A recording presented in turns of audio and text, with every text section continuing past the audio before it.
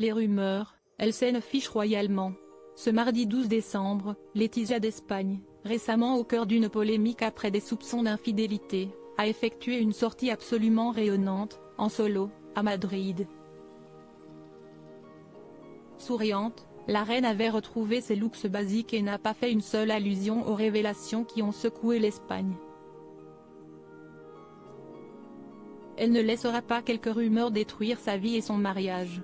Une semaine après les révélations de Jamie Del Burgo, son ex-beau-frère qui prétendait avoir eu une liaison avec elle pendant son mariage avec Felipe V, la reine Laetitia d'Espagne a fait sa première sortie, ce mardi 12 décembre.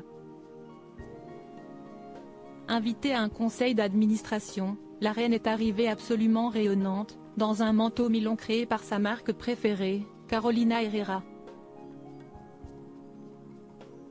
Un manteau noir qui recouvrait une tenue originale et très inspirée des années 50, vêtue d'une longue jupe blanche Adolfo Dominguez et d'un chemisier noir Sandro, elle avait accompagné sa tenue d'un sac Carolina Herrera et d'escarpins aux petits talons Pinchique Guagua.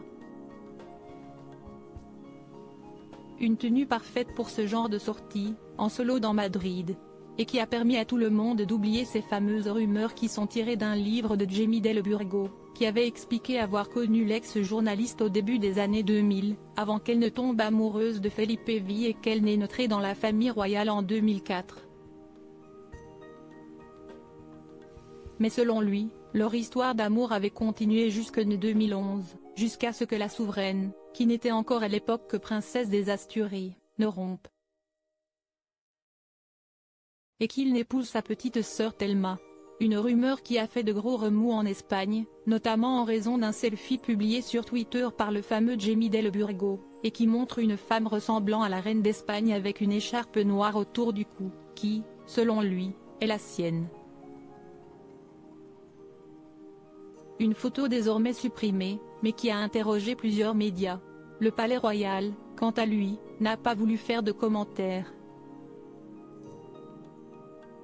Des retrouvailles familiales la fin de l'année est cependant un peu étrange pour la souveraine, qui va heureusement bientôt retrouver toute sa famille pour célébrer les fêtes.